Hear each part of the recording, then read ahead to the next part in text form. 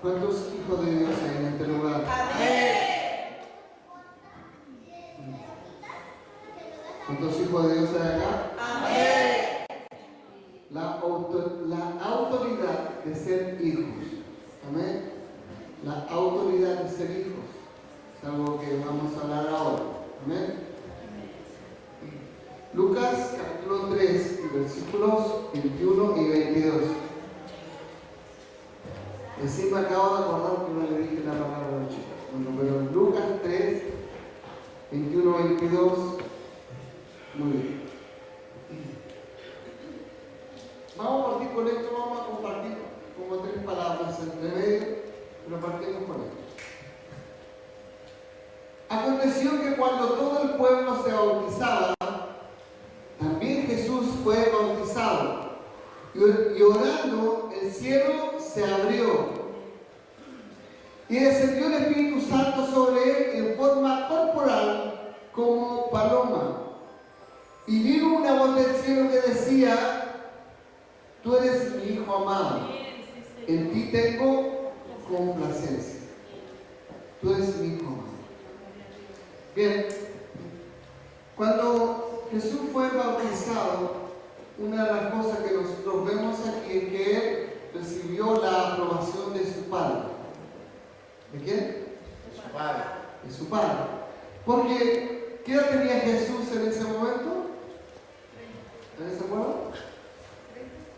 30 años, ¿cierto? Tenía 30 años.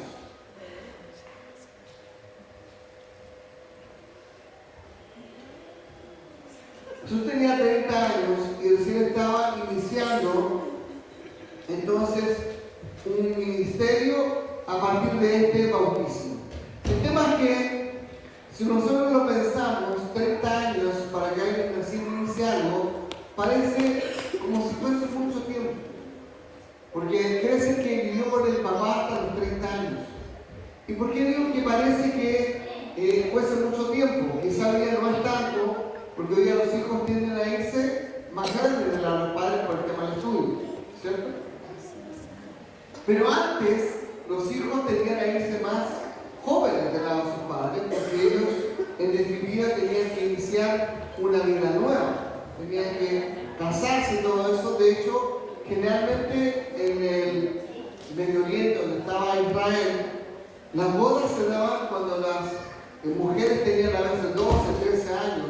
Entonces era de muy pequeñas, las mujeres pasaban allá a ser esposas de alguien, y los hombres realmente tenían a veces 18 años, 16 años. Y así partían en ese tiempo los matrimonios, y partía entonces la nueva vida. Pero vemos a Jesús con 30 años.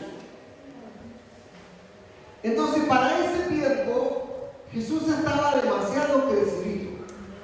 De hecho, para ese tiempo era como que ya se le estaba yendo el tren. Creo que cuando nosotros vemos que cuando alguien empieza a crecer y como que no se casa, uno empieza a decir: ahí está, como que se le fue el tren. A este como que ya no está dejando el tren, como que ya no está encontrando a nadie, ¿cierto? Imagínense en ese tiempo para Jesús que él culturalmente ya debía haberse casado hace como 15 años o 10 años por lo menos, y sin embargo él estaba soltero. Como que socialmente no encajaba. Socialmente la gente puede haber dicho: este como que algo raro tiene, porque 30 años no está casado aún, algo raro. Pero sin embargo, Jesús tenía muy claro lo que él debía hacer y para qué fue llamado. ¿Estamos entendiendo? Entonces, Jesús, él a los 12 años, nosotros vemos en la Escritura cómo él va al templo con sus padres y él se queda ahí discutiendo con los maestros de la ley. Y de hecho los padres se tuvieron que devolver a buscarlo porque pensaban que él venía con otros familiares, pero sin embargo nunca se vino de Jerusalén. Los padres tuvieron que volver al templo a buscarlo. Cuando se lo contaron, le dijeron: pero ¿qué hiciste? ¿Por qué no te fuiste con nosotros? Y él le dijo: en los negocios de mi padre me conviene estar. Entonces, con 12 años, él tenía muy claro en definitiva, que él había sido llamado con un propósito. Amén. ¿Cuántos tienen un propósito en el Señor? Entonces, ¿qué tan crecidito estás sin cumplir el llamado que Dios tiene para ti? Amén. ¿Qué tan crecidito estás en cumplir el llamado que Dios tiene para ti? Quizás estará bien o no estará bien. Es parejo. Entonces, pero una cosa que estaba muy clara en Jesús era su integridad. Él, a pesar de que ya tenía 30 años, en él no había pecado, en él no había falta. O sea, a los 30 años él se había guardado de todo, porque él sabía que tenía un llamado, tenía una misión de su padre para hacer algo específico. Y eso específico que él tenía que hacer era dar a conocer las buenas nuevas de la salvación. Él pone sobre sí mismo una palabra del profeta Isaías, que la que decía que él había sido enviado ¿para qué? Para liberar a los presos, para dar apertura a las cárceles, para dar sanidad. Él pone una palabra del profeta Isaías, del siervo sufriente, sobre él, dando a entender a todos que realmente él era aquel que las escrituras mencionaban que debía venir, pero ¿para qué? Para dar salvación a Israel. ¿Cuánto dicen amén? Gracias, Francisco. No sé qué haría sin ti. No sé qué haría sin usted. Entonces, ¿qué es lo que pasa? Que cuando nosotros somos hijos, entendemos cosas diferentes. Jesús era hijo. De hecho, su padre, cuando él está aún ahí en el agua, abre los cielos, hace descender el Espíritu Santo sobre él, y él se queda delante de todos, pues dice, este es mi hijo amado, en él tengo complacencia. O sea, Dios mismo, con voz audible para todos, porque eso es lo que dice la Escritura, todos escucharon cuando del cielo se dijo, este es mi hijo amado, en él me complazco. Wow. O sea, fíjense la presentación de la sociedad. Dios mismo hablando y diciendo, este es mi hijo amado. ¿Qué no le gustaría una presentación así? ¿Cierto? Y el Señor lo hizo con su hijo. ¿Por qué? Porque precisamente era su hijo.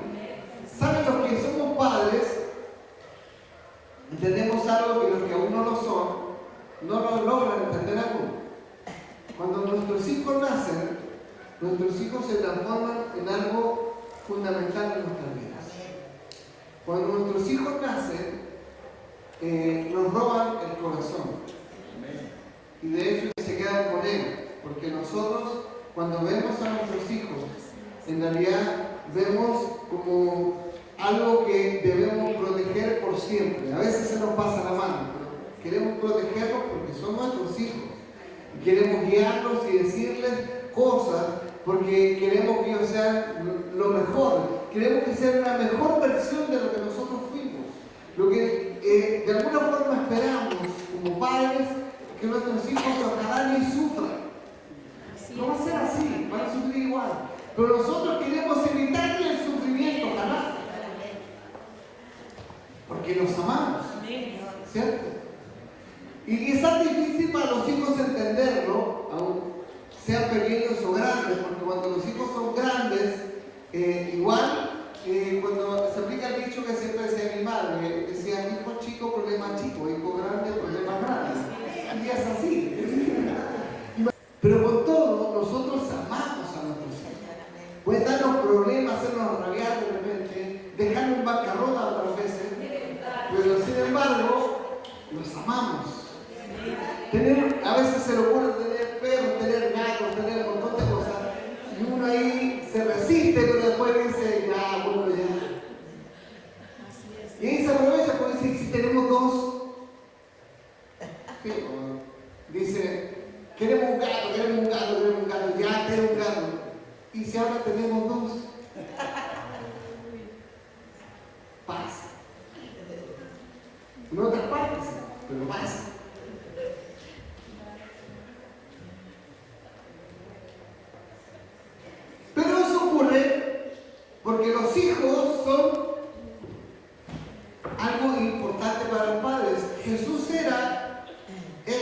seguir haciendo, para no poner en un contexto pasado.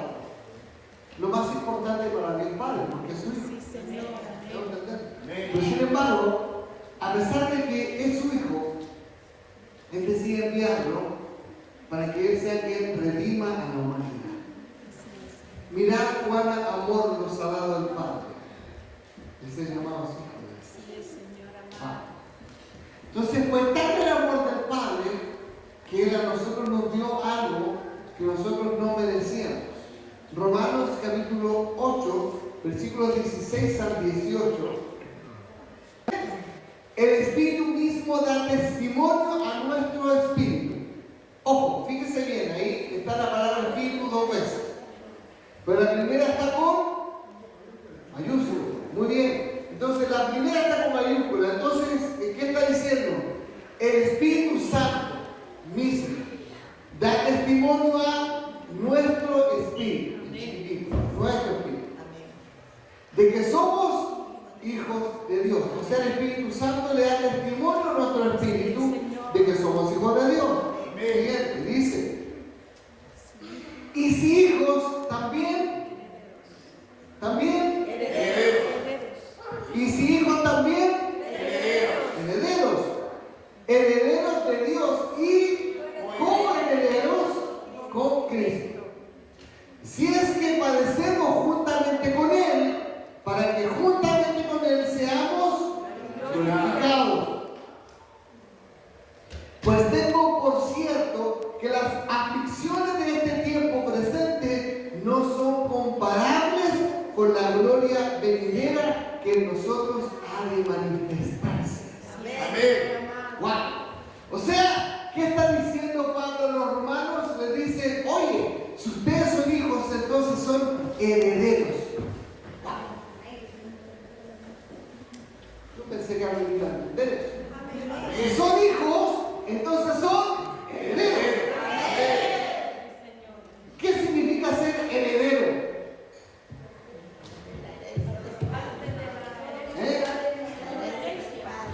El que legalmente puede recibir la herencia de su padre, ¿cierto? Entonces, el heredero, la palabra es difícil, el heredero es el que legalmente puede recibir la herencia de alguien, en este caso del padre. Entonces, Cristo es heredero de quién? De su padre, de Dios.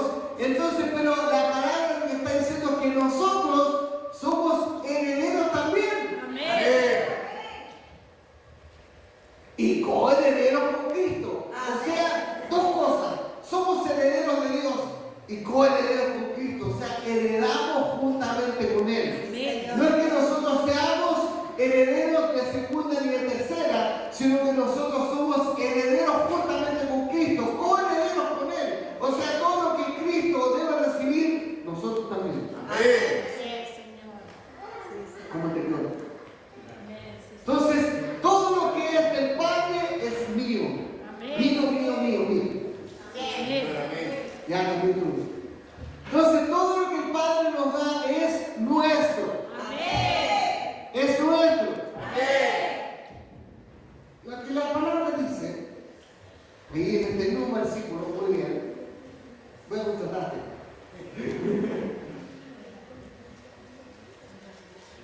Si es que padecemos juntamente con Él, ¿qué es padecer? Sufrir. Si sufrimos juntamente con Él, entonces también juntamente con Él seremos glorificados. Glorificados. O sea, ¿quiere decir que nosotros vamos a padecer? Sí. Mientras estemos en esta tierra vamos a padecer. Firmado. Porque es necesario. Es necesario. ¿Por qué es necesario? Esto lo he dicho en alguna otra oportunidad. Que es necesario. Para formar nuestro carácter. Muy bien, pastor, me carita feliz para la pastora. Ay, tengo una estrellita en la frente.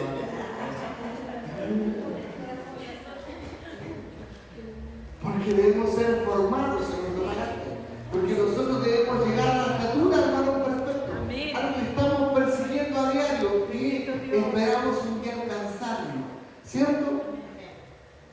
nosotros somos herederos de Dios y coherederos juntamente con Cristo.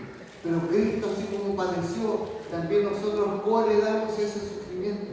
La Biblia dice, el que quiera seguir al Señor, tome su cruz primero. ¿Cuántos están dispuestos a tomar su cruz? No mucho parece. Quizás no se escuchó. No se escuchó. ¿Sí? ¿Cuántos están dispuestos a tomar su cruz? ¿Les cuento algo? Les cuento algo. Si nosotros no tomamos la cruz, no servimos. El Señor fue a la cruz para morir por nosotros.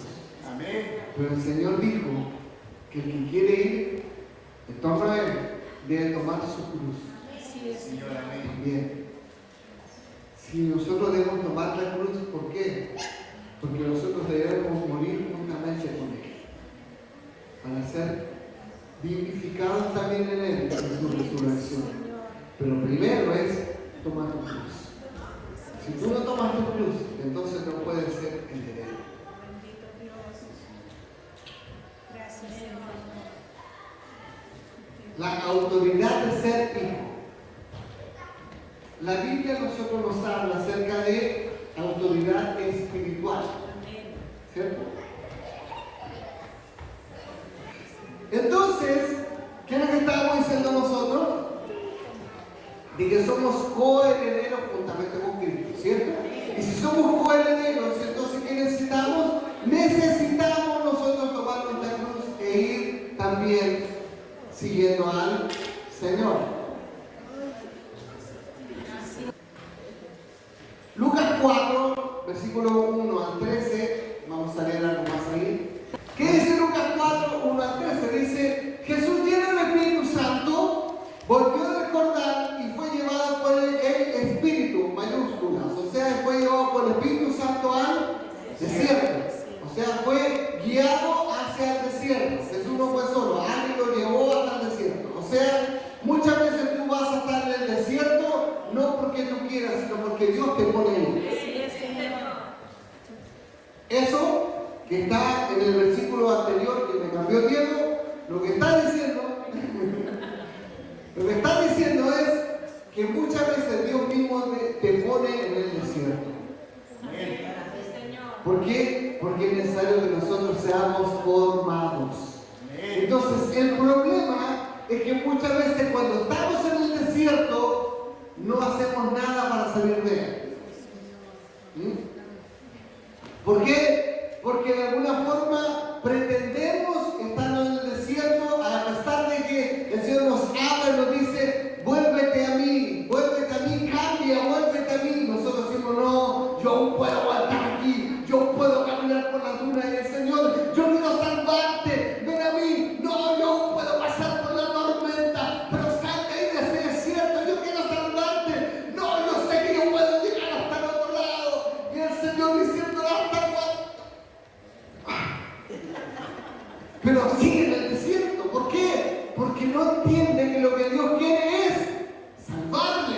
Y entonces cuando Dios te pone en el desierto, ¿es para qué? Para que te des cuenta de que tienes que cambiar, no para que armes la carne y te quedes a vivir ahí. Porque hay gente que está en el desierto y como que le gusta sufrir, como que son medio, ¿cómo se llama esto? Medio masoquistas.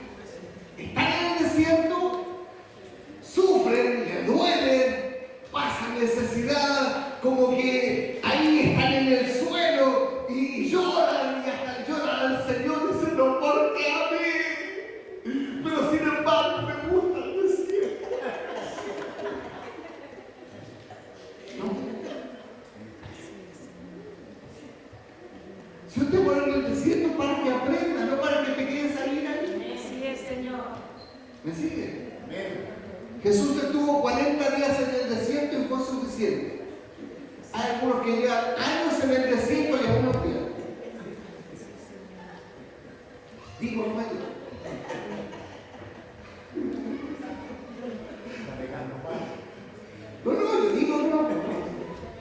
un palo. ¿No? Entonces, me hacen decir cosas a ustedes. Yo ni quería. Entonces, fue llevado por el Espíritu Santo al desierto por 40 días, ¿ves? Y era tentado por el diablo y no comió nada en aquellos días, pasados los cuales tuvo hambre. Después de 40 días tuvo hambre. No, después de 40 minutos ya tengo hambre.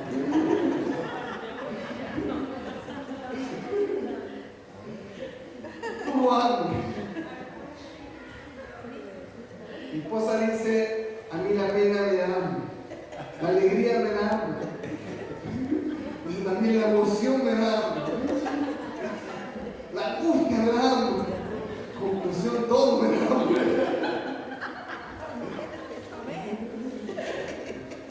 Por algo el Señor permitió que lo grabáramos, nosotros estaríamos rodando bien vegetales.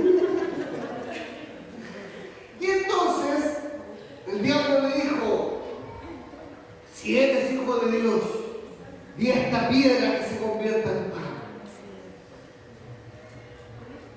Jesús respondiendo le dijo, escrito está, no solo de pan vivirá el hombre, sino de toda palabra de Dios.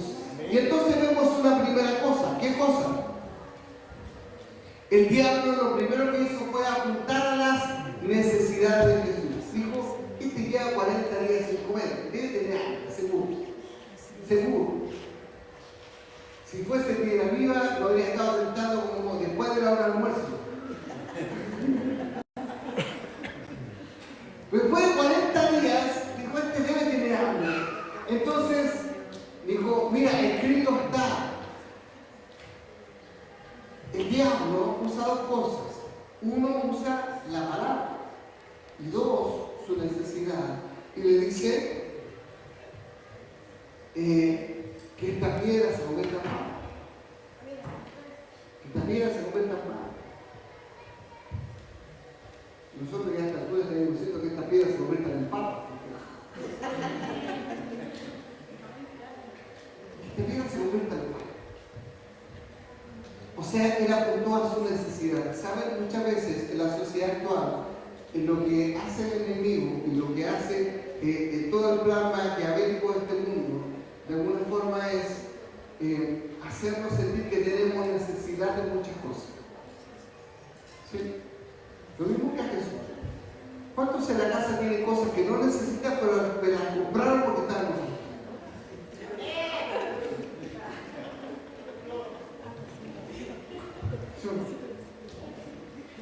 ¿Cuántos tienen cosas que alguna vez ustedes se las regalaron, pero ustedes no les servían, pero dijeron algún día no puede ser ninguna la vida?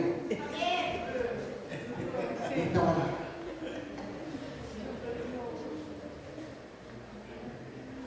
Alguien en un departamento fue y dijo una contadora de pasto, tiene oferta, voy a comprar, un día va a ser.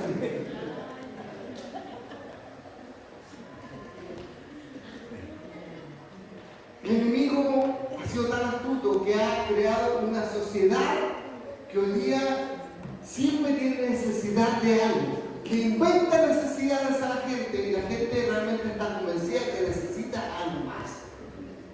¿Sí? Nosotros, cuando nos cambiamos de casa, no teníamos suficientes cosas para llenar la casa. Ahora no tenemos casa para meter tantas cosas. Y pasa, ¿no?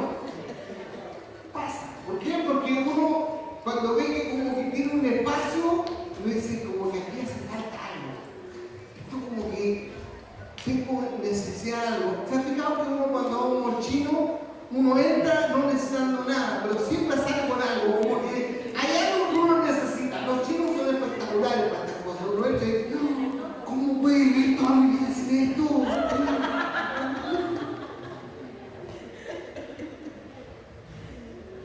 Porque los chinos son tantas cosas que uno en realidad uno ni siquiera sabía que existían esas cosas, pero como que uno la ve y dice, esto como que tengo que llevarlo, que más encima es económico. Claro,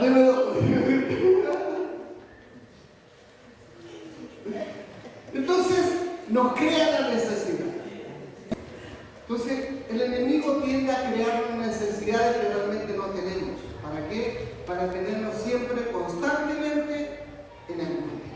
Necesito algo más. ¿Sí?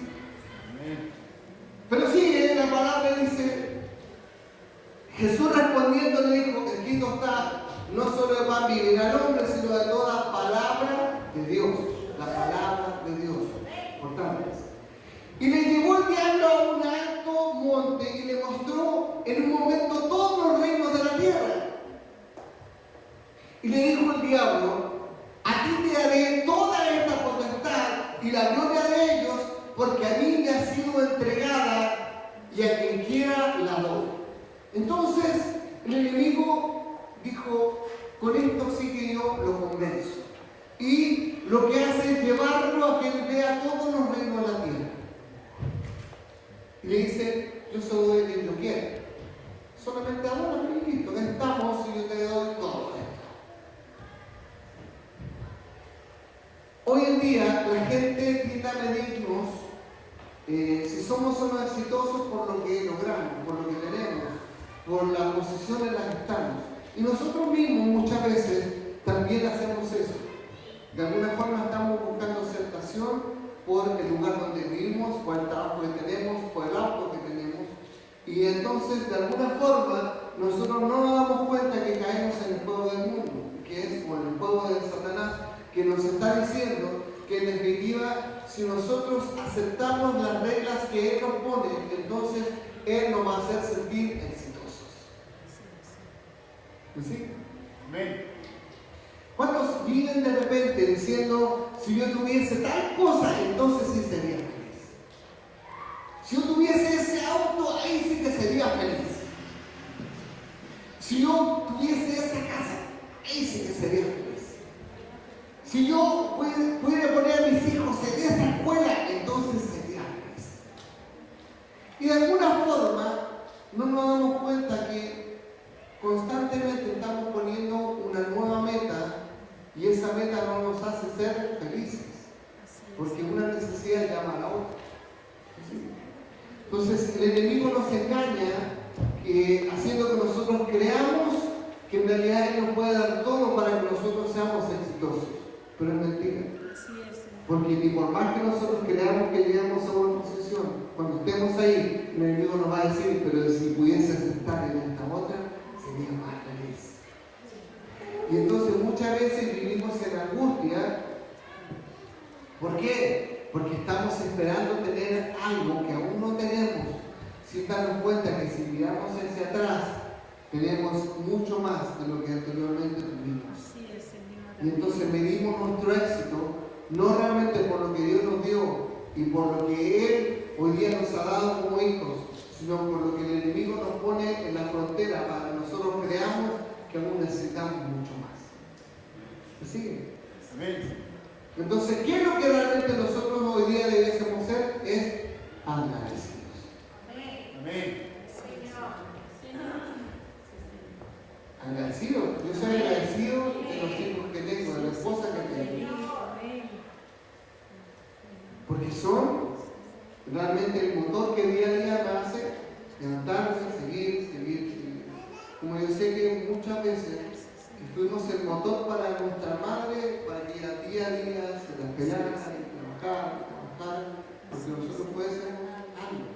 Muchas veces cuando nuestros padres salíamos en una carreta a vender por ahí en Linares, tirando a nosotros mismos, pero sin embargo, con el cansancio y todo, era porque esperaban que nosotros fuésemos algo más. Amén. Y quizá un día uno piensa y dice, me gustaría tener tal cosa, pero cuando yo miro hacia atrás digo, wow, Señor, lo que tú hiciste desde ese tiempo hasta ahora no tiene realmente ningún punto de comparación. Porque de ser nadie, prácticamente, porque vivíamos en un lugar donde prácticamente vivir ahí era casi lo despreciado y desechado, ¿cierto? Casi. Pero sin embargo, el Señor nos llevó a que pudiésemos ser alguien en la vida. Y a veces nos quejamos porque a veces no tenemos algo específico. Pero sin embargo, no nos damos cuenta que lo que Dios ha hecho ha sido algo tremendo. Amén. ¿Se fijan? Entonces, si tu costado me adorares, todo será tuyo, le dijo el patrón. Pero después le dijo, un poquito Jesús le dijo, vete de mí, Satanás, porque escrito está, al Señor tu Dios adorarás y solo a Él servirás. ¿Por qué te digo esto? Porque muchas veces ponemos precisamente las metas, la necesidad y esas cosas por sobre el Señor. Y nos damos cuenta que cuando hacemos eso, en realidad estamos transformándonos en gente miserable, que nunca va a ser feliz, porque al final siempre algo va a ser el enemigo para que nosotros seamos cada vez más tristes. ¿Saben? Hay estudios que dicen de que la gente con una cierta cantidad de dinero mensual puede ser feliz y se le quita la sensación de angustia, porque ya está en un nivel donde puede tener básicamente todo lo que necesita. O sea, básicamente puede ser feliz. Pero sin embargo, cuando empieza a tener un poco más de eso, empieza la angustia nuevamente. ¿Por qué? Porque cuando empieza a tener más de lo que realmente necesita, entonces viene la angustia de no perder lo que tengo, o incluso la angustia por decir que en realidad ahora quiero tener una posición mucho más importante de la que antes. Entonces la angustia sigue, ¿o no? Piensa usted, cuando usted no tenía nada, usted llegaba y salía tranquilo, dejaba su casa incluso hasta Santiago, decía, si un ladrón le da la pena, me va a dejar algo, me diría, se lo tengo. Yo te dice que no, cuando nosotros vivíamos en Linares, yo creo que si entramos en la rueda de la casa, volvíamos con una caja de mercadería, o sea, pero sin embargo llega el punto en que ya después nosotros vivimos un proceso de angustia donde nosotros queremos poner una chapa más grande, un candado más grande, queremos poner alarma, cámara y cosas por el estilo. ¿Por qué? Porque voy a tener miedo a perder lo que tenemos. Así es, Señor. ¿Sí o no? Entonces, son cosas que nos van ocurriendo precisamente porque empezamos a perder el norte, el sentido de lo que realmente el Señor quiere de nosotros. ¿Me siguen? Amén. Amén. Entonces sigue después dice, y le llevó a Jerusalén y lo puso sobre el pináculo del templo y le dijo, si eres hijo de Dios, échate aquí abajo, porque escrito está, a sus ángeles mandará cerca de ti que te guarden y en las manos te sostendrán para que no tropieces con tu pie en piedra. Fíjate lo que está diciendo. ¿Usted sabe lo que era el pináculo del templo? Es la parte más alta, ¿cierto? La parte más alta del templo era el pináculo. O sea, un lugar donde todo se vea, de ahí todo se ve. Entonces le dijo, mira, desde este lugar tírate abajo, porque en realidad la Biblia lo dice, la palabra dice que el Señor, el Padre, mandará a sus ángeles a que te sostengan para que nada te pase y tu pie no tropiece. O sea, lo que le está diciendo es que va a ocurrir algo maravilloso. Cuando Él se arroje, entonces van a venir los ángeles y lo van a tomar y van a bajar y lo van a poner en el piso. O sea, le está diciendo va a ocurrir un milagro, porque la Biblia lo dice que va a ocurrir un milagro. Entonces tú no te vas a caer, porque los ángeles te van a tomar y vas a quedar ahí, todos van a quedar, oh, lo que hizo Dios con este hombre. Entonces va a ser espectacular. De alguna forma lo que el diablo le estaba diciendo es, mira, capaz que ni siquiera sea necesario que vayas a la cruz, porque si tú haces un milagro como este, toda la gente va a quedar convencida de que tú eres hijo de Dios. Ah, no lo había pensado. ¿Por qué? Porque hoy en día, fíjense que nosotros tenemos las redes sociales. ¿Cuántos tienen redes sociales? Todas de alguna forma tenemos una u otra red social. O es Facebook, o es Instagram, TikTok, o hay otras que usan nada más los que juegan. ¿Cómo se llama? No, pero hay Twitch y hay otras más también. Pero bueno, hay un montón de redes sociales, también hay Twitter que ahora se llama X, ¿cierto? Hay un montón de redes sociales y cada cual tiene un propósito diferente. Pero ¿saben qué? Las redes sociales hoy día lo que han hecho con nosotros es que nosotros cada día también tengamos la necesidad de tener likes. ¿O no? ¿Quién sube algo sube algo a las redes sociales porque uno quiere que alguien le ponga un like. ¿O no? Que alguien lo vea, si no imagino como en las redes sociales. Mejor saco la foto y la mando en mi teléfono. O sea, si no sea muy hipócrita, o si yo subo algo a las redes sociales porque quiero que alguien lo vea. ¿O no? No estoy así, no, yo uso las redes sociales solamente para que el próximo año me lo traigan los recuerdos. Si usted cuando sube algo a las redes sociales porque usted quiere que alguien lo vea, ¿se entiende la cuenta?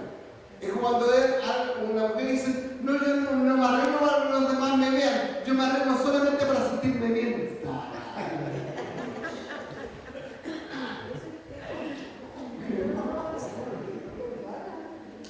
Si fuese así, pues hermano, salía toda chascona nomás y con el mismo pijama iría a todas partes igual, total no le importa alguna vez. O sea, uno cuando se arregla porque quiere que los demás lo vean bien, obviamente. Uno nos vemos más guapos que otros, pero bueno, lo que hay. Entonces, pero ¿saben el fin de las redes sociales cuál es? El fin de las redes sociales en definitiva es que nosotros queremos de alguna forma que los demás vean también lo que hacemos. Entonces, y eso proyecta algo, ¿cierto? Tú puedes buscar ya un mensaje cristiano, hacer humor, tú puedes quizás contar solamente a tu familia, puedes intentar distintas cosas. Pero las redes sociales también de alguna forma nos hacen sentir populares, ¿no? Si uno sube un video y dice, wow, tengo 600 visualizaciones, wow, 600 personas vieron mi video, ¿se dan cuenta? Es importante. Pero sin embargo, la finalidad que nosotros debemos tener, más allá de las redes sociales, es que el Señor se complazca en nosotros. ¿Cuánto hacen las cosas porque el Señor se complazca de usted? ¿Está haciendo las cosas porque el Señor se complazca de usted? ¿Se acuerdan donde partimos cuando Jesús saliendo de las aguas, se abrió el cielo y vino el Espíritu Santo y el Señor dijo, este es mi hijo amado, en él me complazco? Entonces, Dios lo que quiere es complacerse de ti. ¿Cuánto quiere complacer al Señor? Entonces, no importa qué tan popular sea, no importa que si soy un exitoso, no importa tampoco si en definitiva yo puedo tener o no necesidades, lo que importa es que yo entienda que el Señor quiere hacer algo conmigo. Amén. Porque Sí, Señor. Sí, Señor.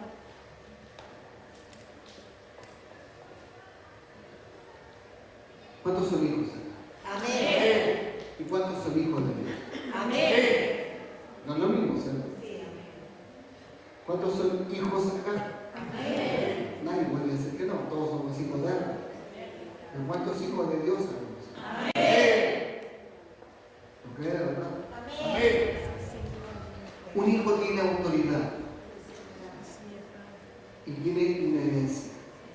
¿Saben mis hijos? En alguna oportunidad, Eduardo me dijo, cuando dijimos vamos a comprar algo necesitamos para la casa, y él me dijo, pero si es su casa, ¿para qué voy a ir yo? ¿Está bueno? Pero sin embargo no es así, porque todo lo que nosotros tenemos es de ellos, porque son herederos nuestros. Es como con el hijo pródigo. ¿Por qué? Porque él le dijo, dame una parte de los bienes que me pertenecen.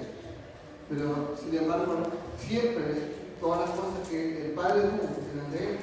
Pero la esencia de ser hijo es que nosotros tenemos entonces un padre que nos ama. Amén. ¿Cuántos hijos de piedra viva hay acá? Amén. Aquí cambiamos otra esfera de ser hijos.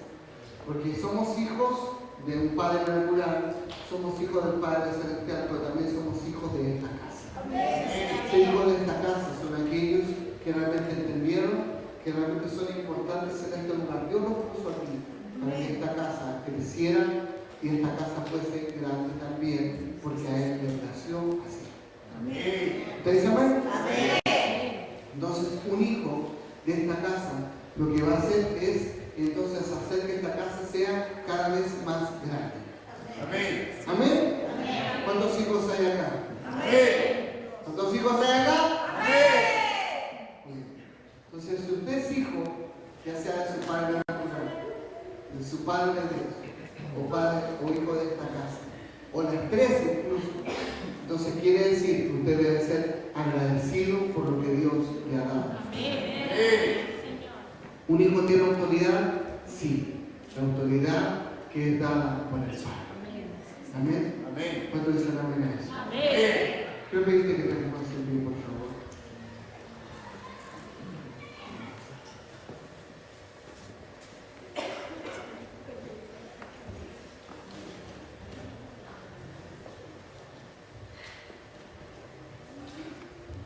Quizás en este tiempo nosotros hemos vivido distintas cosas como hijos de Dios. Hemos pasado distintas situaciones como hijos de Dios, e incluso como hijos de esta casa. Pero sin embargo, hay algo que debemos tener claro. Dios a los que ama, Él siempre los tiene presentes. Nosotros el viernes nos esperamos una mala noticia como familia, pero sin embargo nosotros, ¿qué debemos pensar? Y estar seguros de que el Señor en definitiva nunca nos deja solos. Jamás que nos deja solos. Amén. Sino que el Señor siempre tiene la mejor respuesta. Entonces dicen amén a eso. Amén. Porque cuando nosotros confiamos en el Señor, entonces Él hace aquello que a nosotros nos parece imposible. Porque somos herederos. Entonces, herederos hay. Amén. Si soy heredero del poder de Dios, entonces el poder de Dios puede actuar en este tiempo sobre lo que hay. Amén. Amén. Si soy coheredero con Cristo, entonces yo también puedo entender y creer que por fe, aún lo que parece imposible para Dios no lo es. Amén. Amén. ¿Ustedes saben eso? Así es, Señor. Entonces, cuando viene la angustia, nosotros debemos entender que la angustia no es de Dios. Así como el Satanás quiso poner la angustia en Jesús, nosotros debemos entender que la angustia no es de Dios, sino que lo que Dios nos ha dado es fe. ¿Qué cosa? Fe. Dios nos ha dado fe. Y fe para que nosotros creamos y nosotros podamos decir que incluso lo imposible para Dios no lo es. Si tú lo crees, es posible. Si tú lo crees, es posible. Todo lo que nosotros podemos creer es posible. Porque tenemos autoridad de hijos y lo que heredamos del Padre lo tomamos. ¿Sabes qué? Los médicos pueden decir que cáncer. Pero ¿saben lo que dice el Padre? ¿Saben lo que dice el Hijo? Todo es posible para el que cree. Y para el que cree todo es posible. ¿Y saben qué? Donde el diablo ha dicho hay una derrota, en el Señor lo que nosotros decimos somos más que vencedores. Porque Él nos ha hecho más que vencedores. ¿Saben lo que es la enfermedad? Es una ocasión. ¿Para qué? Para que Dios sea glorificado. Para que Dios sea glorificado. ¿Saben lo que pasó en cierta oportunidad? Vinieron los discípulos con un ciego y le dijeron, Señor, ¿quién pecó esto a sus padres para que esté de esta forma? Y el Señor le dijo, ni este ni sus padres, sino que Él está así para que la gloria de Dios sea manifestada sobre su vida. ¿Saben qué? La gloria de Dios se va a manifestar sobre su vida. La gloria de Dios se va a manifestar sobre tu vida. Porque ¿sabe qué? No hemos creído en un Dios muerto.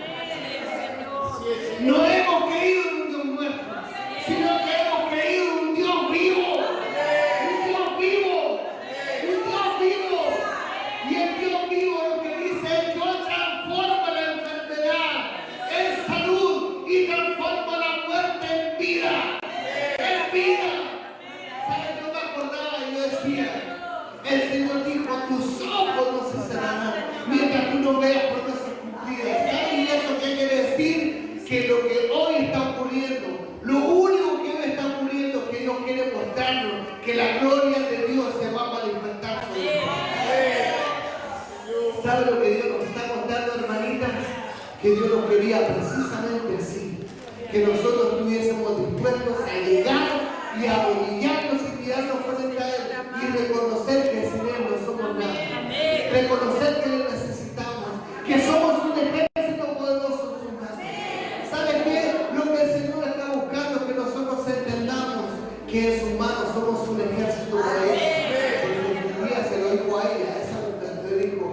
todos tus hijos, instrumentos en mis manos. Todos. Instrumentos en mis manos. ¿Y sabes qué? Muchas veces hemos renegado de ser instrumentos de Dios porque preferimos estar cómodos. Pero ¿sabes qué? Es el tiempo de guerra. Es el tiempo de dar la pelea. ¿Sabes qué? Tomar la cruz significa que nosotros estamos